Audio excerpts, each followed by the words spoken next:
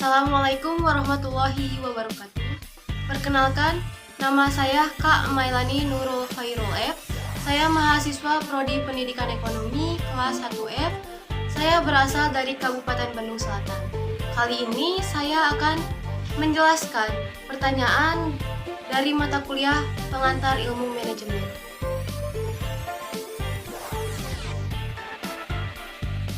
Manajer berperan sebagai mediator antara karyawan dan kepentingan perusahaan.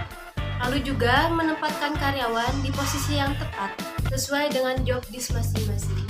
Meski tidak menduduki jabatan tertinggi, manajer tetap menjadi salah satu orang terpenting bagi para karyawan di perusahaan. Manajer akan menentukan bagaimana atmosfer lingkungan kerja dalam tim yang dia pimpin. Oleh karena itu, seorang manajer harus mempunyai mentor. Manajer lama bisa dijadikan mentor karena pastinya manajer lama lebih mempunyai banyak pengalaman dan sudah tahu dengan baik cara kerja perusahaan. Yang saya akan lakukan adalah pendekatan terlebih dahulu karena ketika saya menjadi manajer baru, maka akan timbul suasana dan atmosfer baru yang mungkin akan membuat saya canggung. Jika hal itu terjadi, maka saya harus berupaya memberikan pengertian kepada para karyawan tentang kebijakan atau aturan baru yang akan ditetapkan sehingga saya bisa lebih memahami bagaimana keadaan perusahaan dan karyawan. Saya juga harus bisa memanajemen waktu, bisa lebih menghargai perbedaan, dan juga harus bisa berpikiran terbuka serta harus lebih kreatif dan inovatif.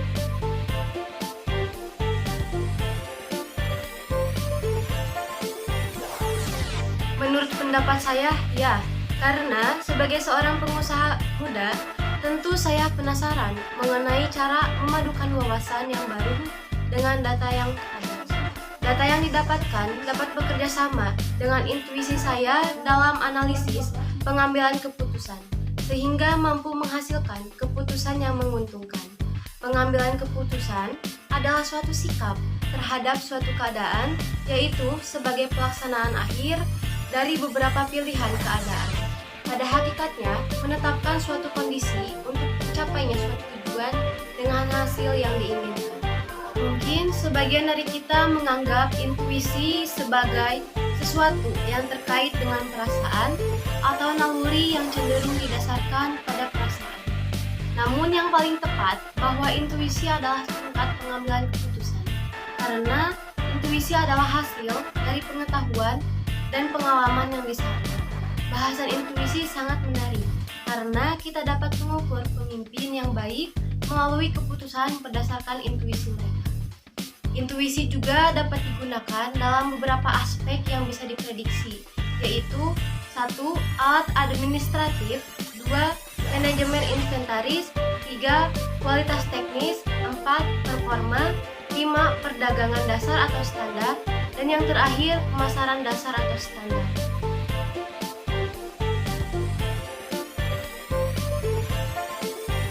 Karena dalam realita pengambilan keputusan bukanlah hal yang sederhana.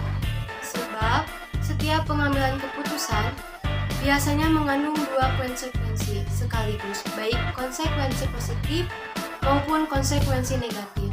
Namun demikian, seorang pemimpin harus berani mengambil keputusan dari beberapa pilihan yang dihadapi.